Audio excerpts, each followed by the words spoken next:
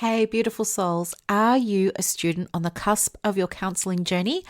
Or maybe even a seasoned professional working for somebody else but dreaming of launching your very own private practice? If so, I would love for you to join my incredible coaching membership today. It's tailor made for therapists just like you, offering step by step support 24/7 because you know what? We're in this together.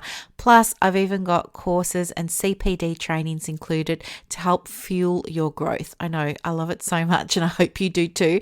Discover the path to your dream private practice your way. Dive into the supportive community and get some quick guidance, accountability, and real connections. It's your business, and I've got your back. So join me now and make your dreams a reality. Head over to my website today. The link is in the show notes, and the membership is called Private Practice 101. I'll see you there. Bye.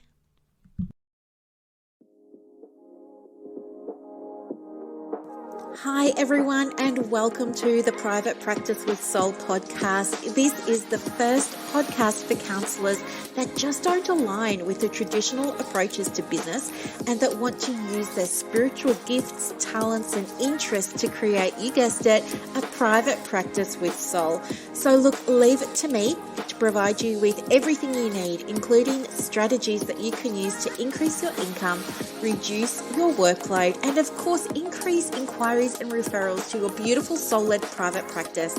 I love it so much. If you haven't done it already, grab your journal, grab your pen, and let's begin. Welcome to another episode of the Private Practice with Soul podcast. It's so lovely to have you here. If you can hear some scuffling, it is just you know who, my four-legged little friend. He's up. He's awake, everybody. He's awake. He's been and had lunch, chicken and rice, and he's been outside, and we got rained on, and we got swooped by the Indian miners, and now we're back inside recording for you. But he's gyrating on his new little teddy. So yeah, there's been plenty of that action lately. I don't know why. Apparently it's just part of his little development. Totally fine. It is somewhat distracting while I'm trying to talk to you, but I've got my back turned. So, yeah. Okay. You know how we believe that we're always being guided in the right direction, that we're always on the right path, even though our reality might not always look like it is. So what happened to me was a few days ago, something happened and it made me really anxious. And when I get anxious, I I find it hard to describe, but like I just feel like this sensation in my chest, around my heart space, and I feel nervous and wobbly and shaky and all the things.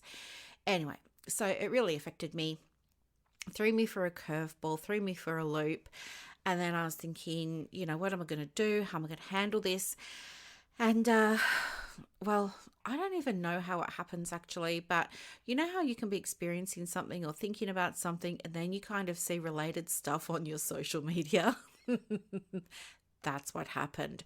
So I saw related stuff on my social media and I continued to see all this stuff coming up in my feed about money. And I thought, okay, this is the universe giving me a sign here. Maybe I do need to work on my money mindset. So, anyway, I did a program that went for a few days. I think it was 4 or 5 days on my money mindset. And to be honest with you, I went into it sort of, I don't know, I don't know the right word to say. Like, I didn't go into it with full enthusiasm and being fully open minded or anything like that. I thought I know a lot about money mindset, so I'm probably not going to learn anything. That was my attitude, which is not great, but I'm being totally transparent with you.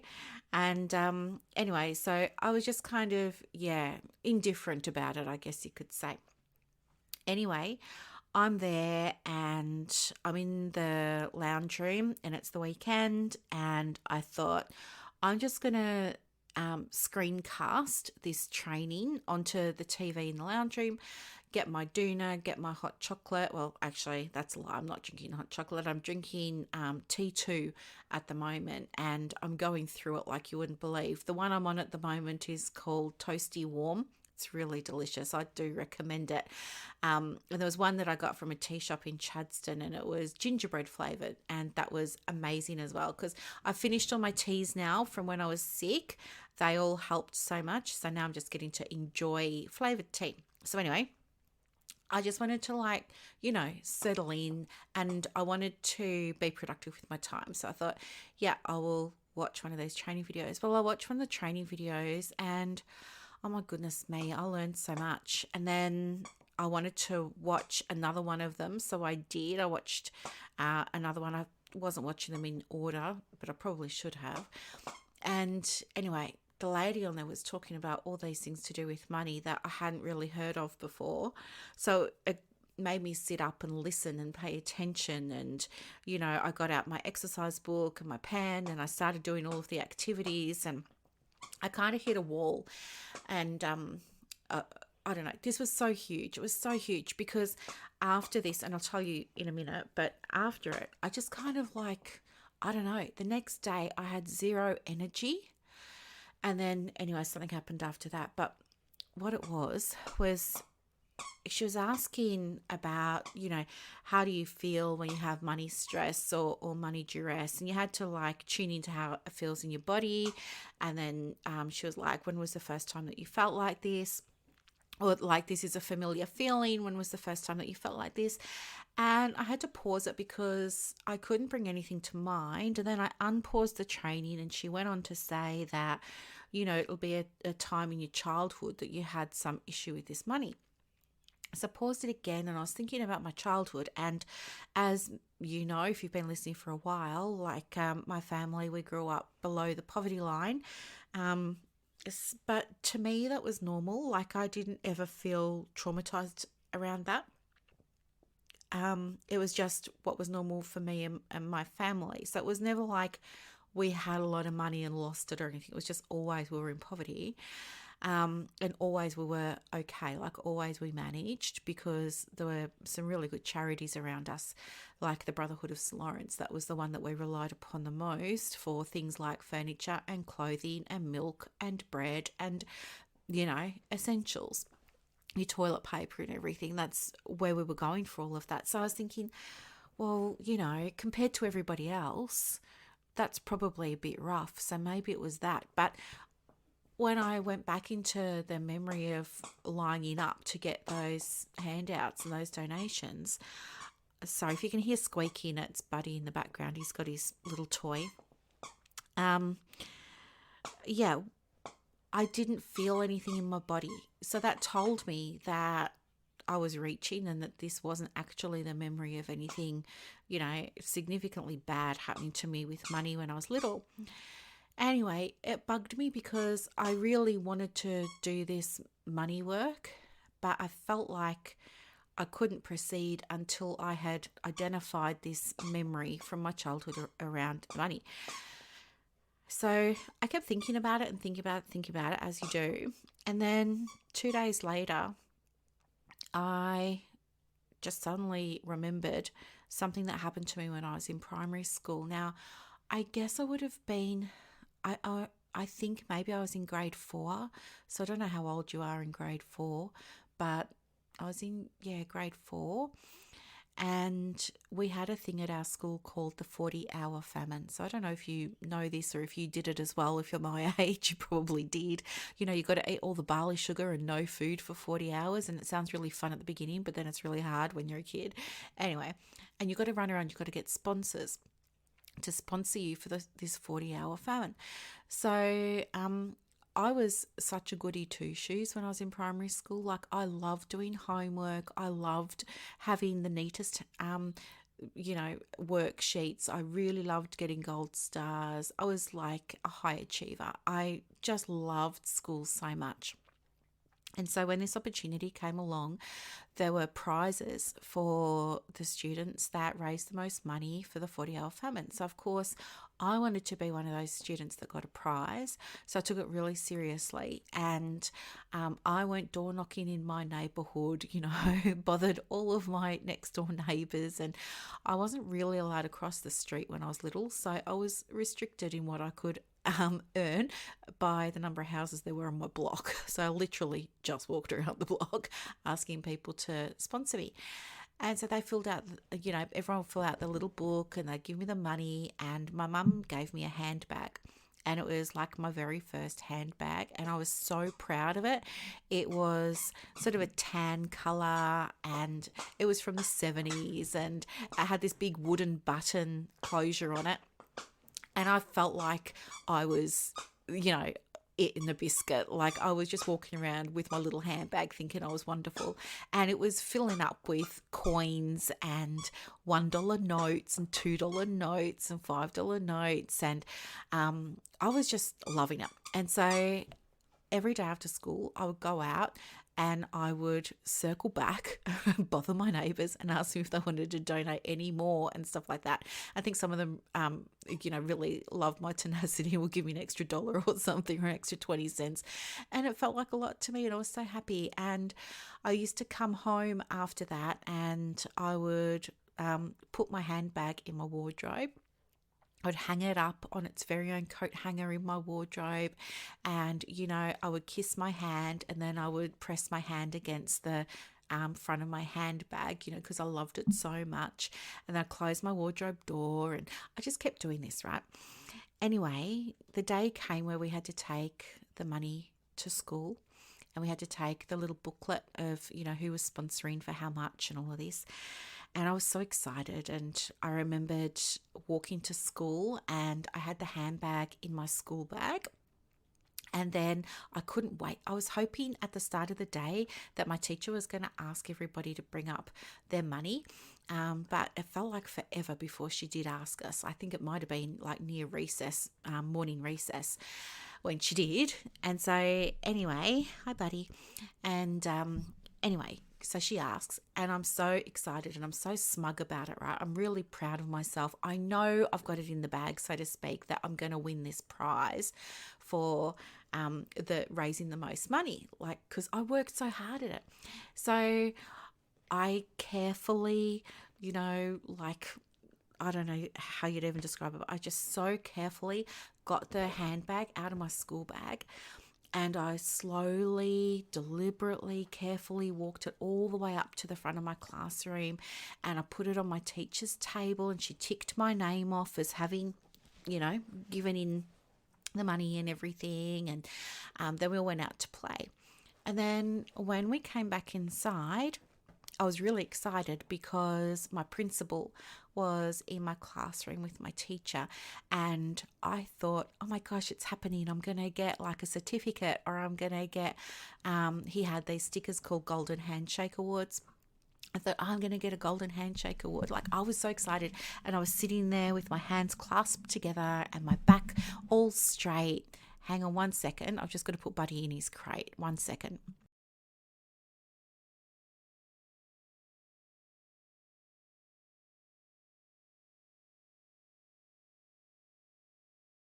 Said, I don't know, sir. Like, I don't know where the money is. Now, you have to remember, corporal punishment was in when I was at primary school. So I was also worried that I was going to have to bend over and get the ruler.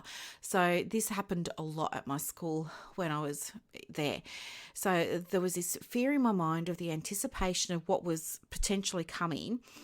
I was already feeling humiliated. I was embarrassed. I was feeling shame. I was so confused. I couldn't think. Like I just had like my head was spinning. And then he and my teacher go on to say that I've taken the money and they want the money back and what have I done with it and all of this kind of stuff. And then in front of everybody, this is so like even just sharing it with you now makes me, like emotional. But they were saying to me, like, do I know what a thief is? And all this kind of thing. And it came so left of field. I had no idea that any of this was going to come. Anyway, I felt like I needed to go to the toilet. I thought I was going to wet myself in front of everybody.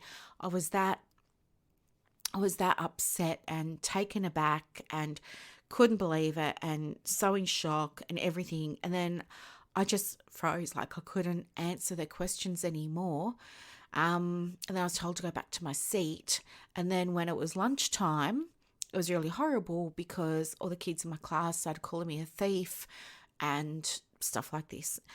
And anyway, later on, when I say later on, I mean like months, years later, found out who took it. It was a member of my family, and one of my siblings took that money. But it really affected me. And as I said, like even now, thinking about that experience from the perspective of that little girl who was in grade 4 at the time, it was very, very, well, I know this probably isn't the right word to say, and I don't want to be disrespectful to anyone who's had trauma, but I feel like it was traumatic for me at that time. And anyway, I think that this all came back to me because I was trying to think about, well, I don't think I've ever had a problem with money when I was little. I grew up in poverty. That was okay. Like it was never a huge thing for me. I never really cared about it so much. But then when this memory popped back into my mind that I hadn't thought about for, like I'm 49 now, I haven't thought about this memory for eons. It was like it was happening to me all over again. And it felt exactly the same as what I'd felt a few days ago when my money had been threatened. Anyway, so I felt like, remembering this, I felt like, okay, now I've pinpointed it. Like now I can work with this. Now I can unlock it. So I went back to the training, and the next thing that I needed to do was, she was saying, yeah, so just find, whatever you were thinking at the time and come up with another thought that is more supportive.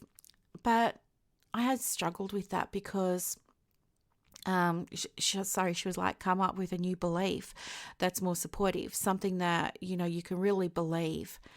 And I thought, well, I really believe how I was feeling back then when all of that happened. So I don't know how I'm meant to come up with a new belief now when what I believed back then was my reality and that was true for me back then. I don't know what I could believe right now. So I was feeling stuck again, doing this money mindset work. I was feeling so stuck again. And then she made some suggestions, and she was, the suggestions that she was saying were frustrating me because I didn't feel like they work for me. So she was saying things like, I'm safe. And I thought, but I'm not. Like when I experience fear around my money, or like there's an experience around my money and stuff like this, I feel fear. So saying to myself, I'm safe, that's not going to work for me. And anyway, so that's just an example of one of the things that she was suggesting.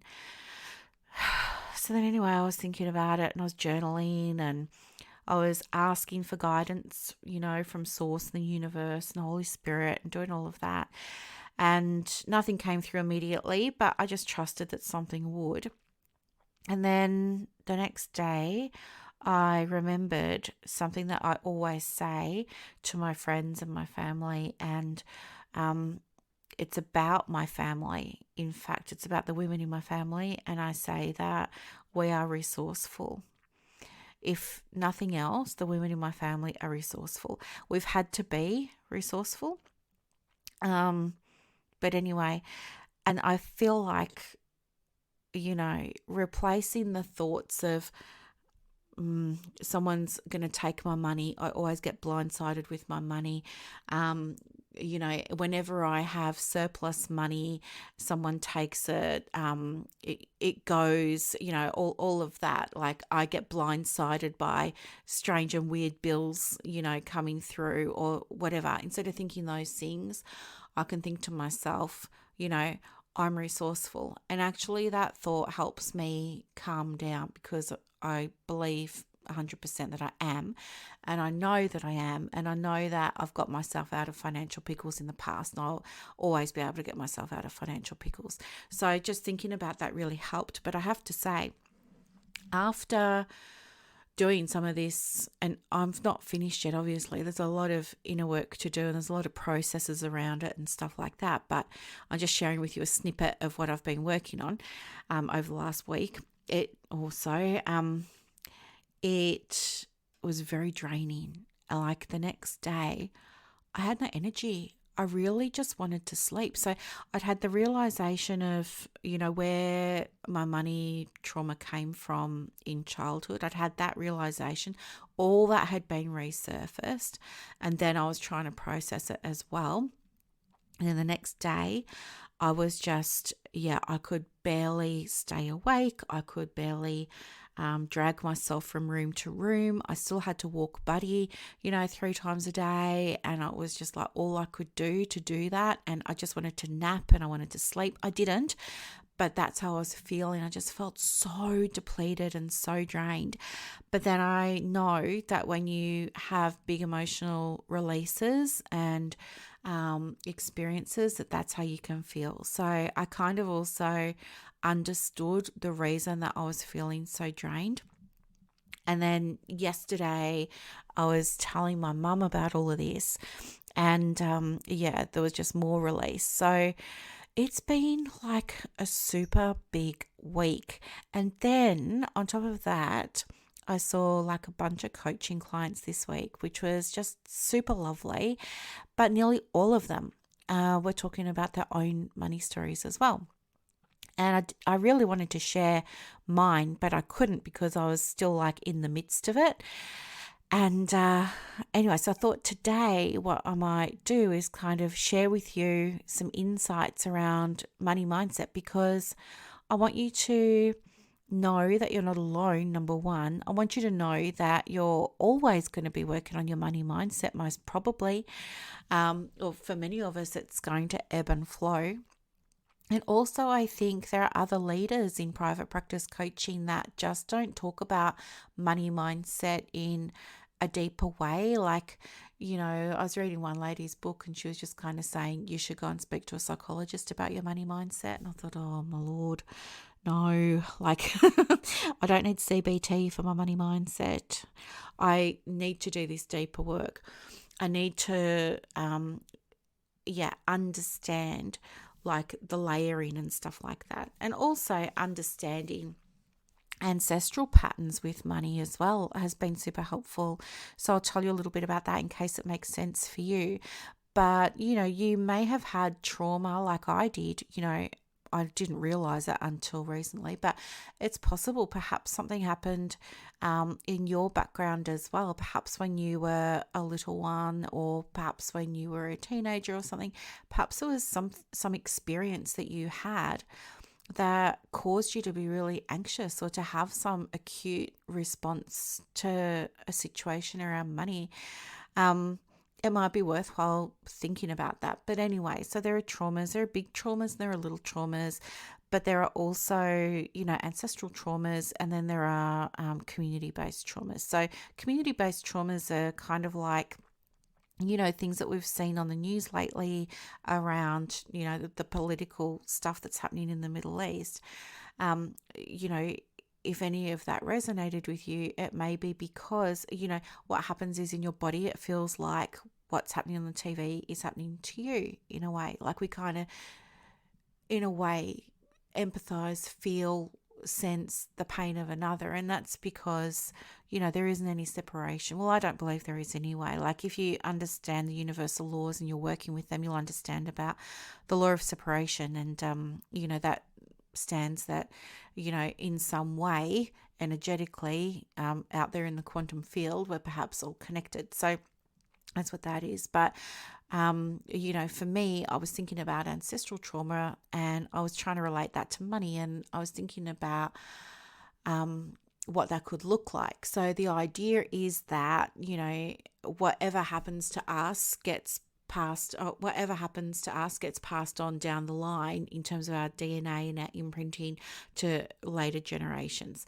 So I was trying to think about mine, but it was difficult because my family tree's all over the place. We've got adoptions and stuff like that. So it was pretty difficult to try and think about. But I did understand that on my father's side, he was an immigrant. And this was really interesting because a lady had reached out to me quite randomly, and she was an intuitive medium. And she'd said that, she wanted to, help me, try and unlock what could be going on with my money mindset and everything. And she's also a pastor.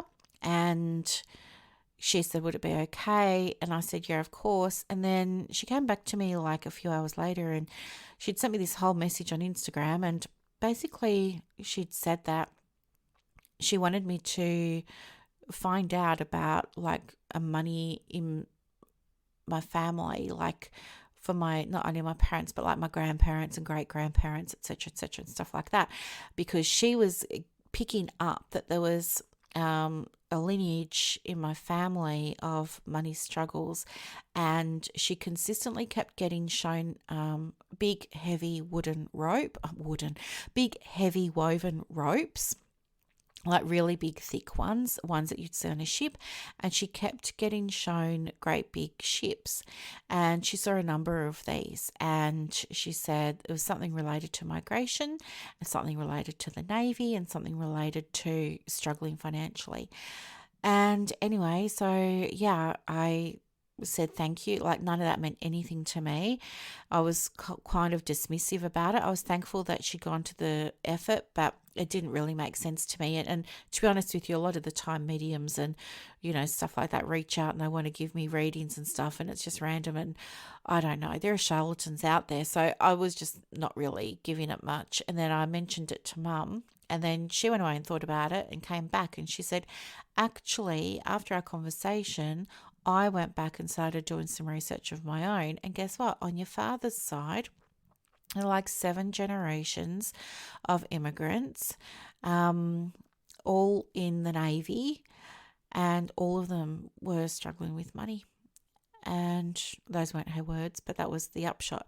So then I understood, and I thought, okay, so that's been sort of passed on. It's been imprinted in my DNA to me. Okay, great. Well, how do I fix this? What's my next step? Like, what do you do with that information once you've got it?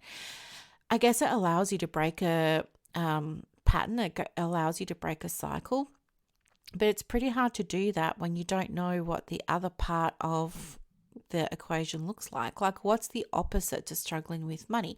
Well, that would be being very comfortable with money and having a surplus of it, having plenty, all this kind of stuff. So, and because of the way I view money, I've spoken to you about this as well. Like, we've got the thermostat, and you can listen to a previous episode. I've mentioned it a couple of times, but for those of you who are new, I'll just say it quickly. But we've got like a financial thermostat. So think about the thermostat in your house. Maybe you've got it set to 21. Anytime the temperature gets higher than 21, the thermostat registers that, and the air conditioning comes on to bring the temperature back down. Anytime the temperature falls below 21, it's registered by the thermostat, which then kicks in or activates the heater to bring the temperature up to 21. So same happens with your finances, or as goes the theory anyway, that you've got a financial set point, or thermostat. And so you might find that your savings or your the money you make in your practice each week or something like that always hovers around this certain number. From time to time, you'll have more money coming in and feel great, but you'll spend it really quickly. Or if your money's low and you've got bills to pay, you'll find a way to pay the bills. The money will come back up. Anyway, your thermostat is related to your subconscious, right? So by definition, obviously, you're not aware of what's going on in your subconscious mind. So you think you're making conscious and intentional choices about your money, but perhaps you're actually really not, because consciousness is only the tip of the iceberg, remember?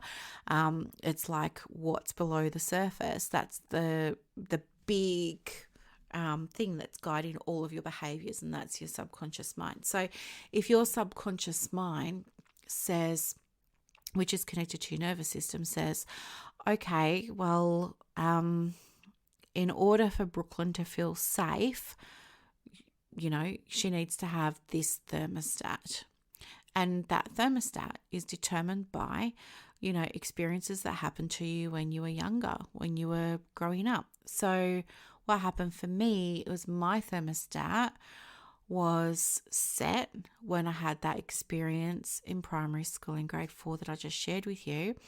And my thermostat isn't a figure. My thermostat is more a feeling of like, whenever there's profit, or whenever there's surplus, or whenever there's whatever it is, that feels unsafe, because I've associated that in my mind with people taking things from me, with me being blindsided with money, with bad things happening, with me feeling shame, humiliation, guilt, and stuff like that.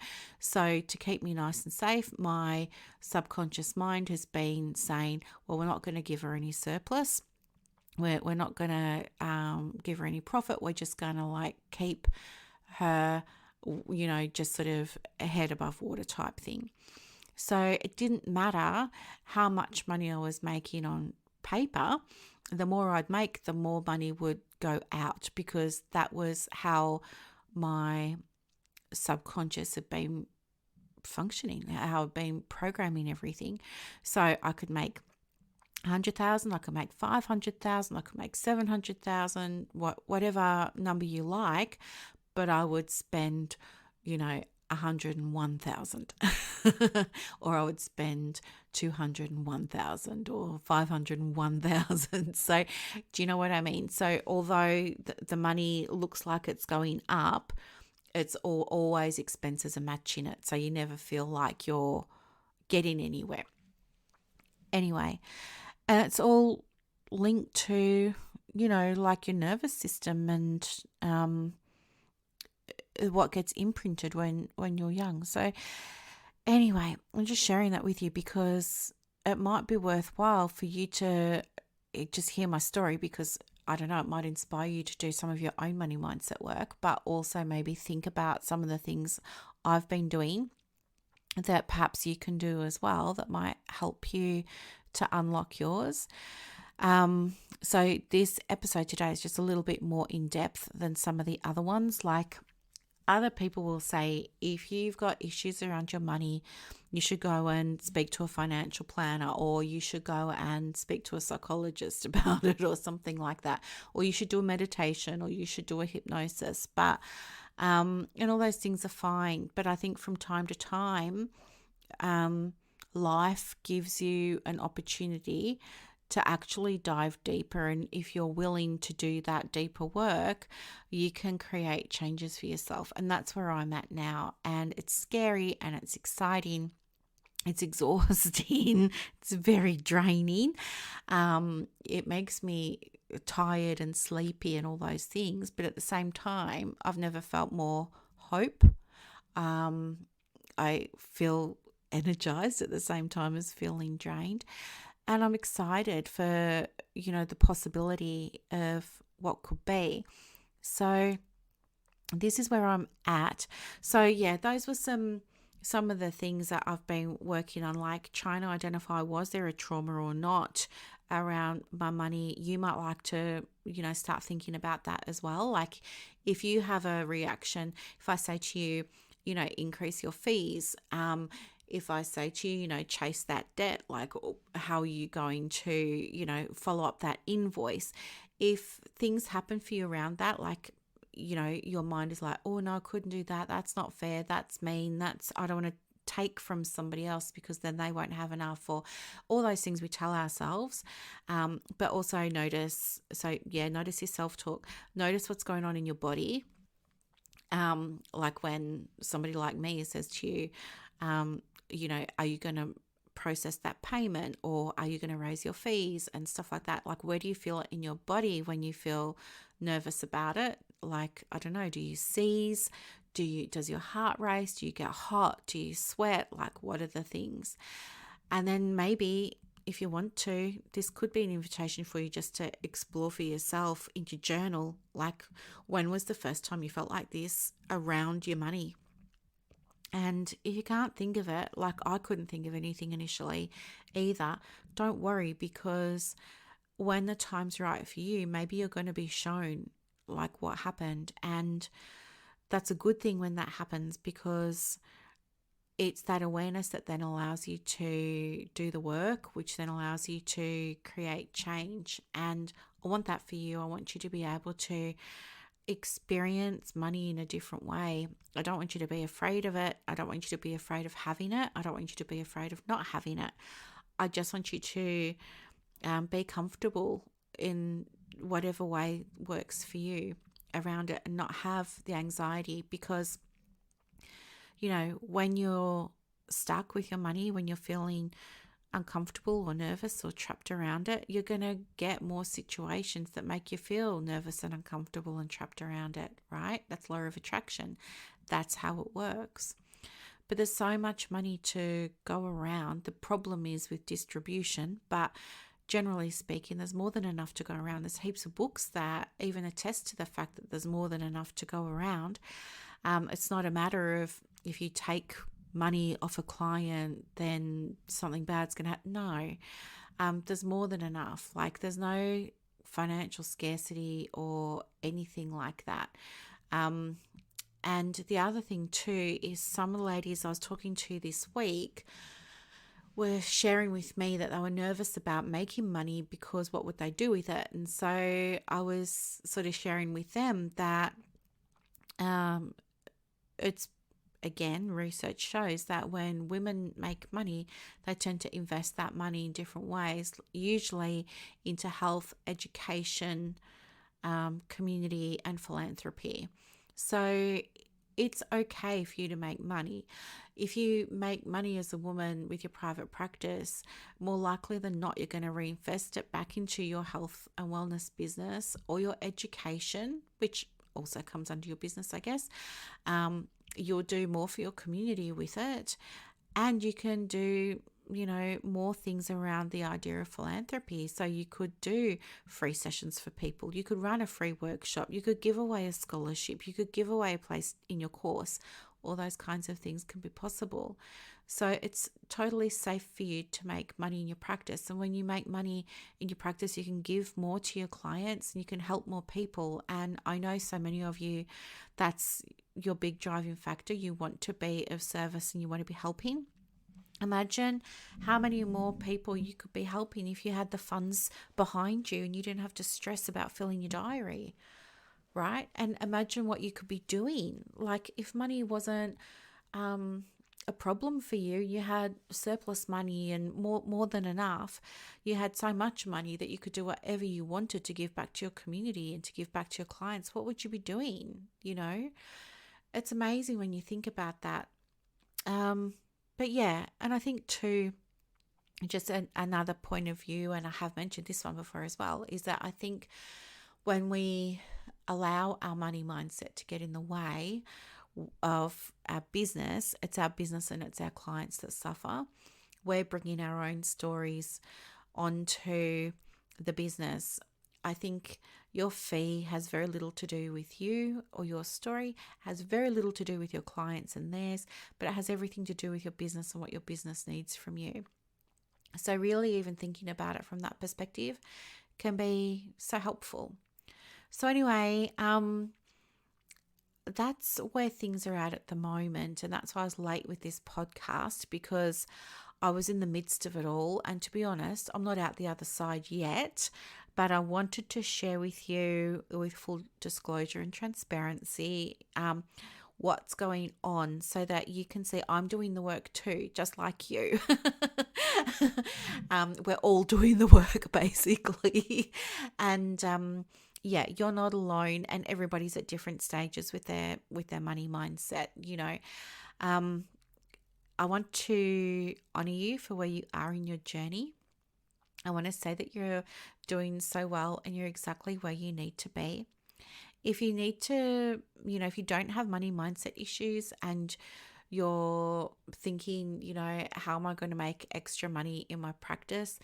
Then for you, that's going to be around business strategy. If your mindset is great and you're ready to receive and you can build profit and you understand about wealth creation and maintenance and things like that, then for you, it's going to be around focusing on strategy, business strategy. If you need help with that, let me know. But for those of you who are struggling with mindset, of course, let me know as well, because I'm happy to support you and share with you my knowledge. I have also enrolled in like a high level mastermind course thing around money mindset, because I want to stay abreast of all the leading edge information on it so that I can share that knowledge with you, so that you can have freedom in your practice, right? Without having drama and stress around dollars and cents.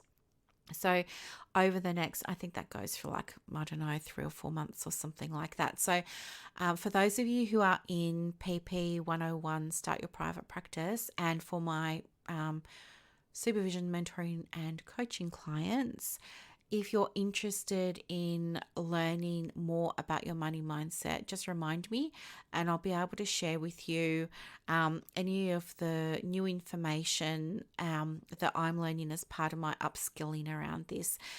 So yeah, I'm so excited. Like it's really exciting, like to just feel like layers are getting peeled away that you didn't even know were there. It's like, it's weird, and it's kind of liberating at the same time. And yeah, I don't know what's on the other side, but I'm kind of excited about it too. And in fact, it was really interesting because I've spent this morning working on Facebook ads. So, I'll just went right back to basics with Facebook ads, scrapped everything, started right from the beginning, redid everything. I saw so many new things in Meta that I'm really excited to have a play around with, and I set them all up. And so I'm really, really excited to go and listen to them and watch them and read them and see what happens with them over the course of the next 3 to 7 days with those Facebook ads. Just see what happens. It's going to be so cool. So yeah, anyway, so excited now, and I just had to share all of this with you because it feels like big stuff. Yeah, and as I said, I wanted you to see that we're all doing the work at the moment. It's not only you. If you're not doing any work on your money mindset, that's okay. Maybe you don't need to be. But if you are, you're not alone, and there is support. And if you need any help, of course, reach out. All right. Have a prosperous day. Do you like that? Have a prosperous day, and I'll see you in the next episode. Thanks so much for listening today. Bye. I hope that you loved this episode as much as I loved putting it together for you. To get more resources to help you in your private practice, head over to Instagram. My handle is @theprivatepracticecoach. And also, if you want more inquiries and referrals for your business, let me know. I have a program called Clients on Demand that opens every quarter, and I can absolutely get you some information for that as well. You are doing an amazing job. Thank you for sharing your gifts with the world. Bye.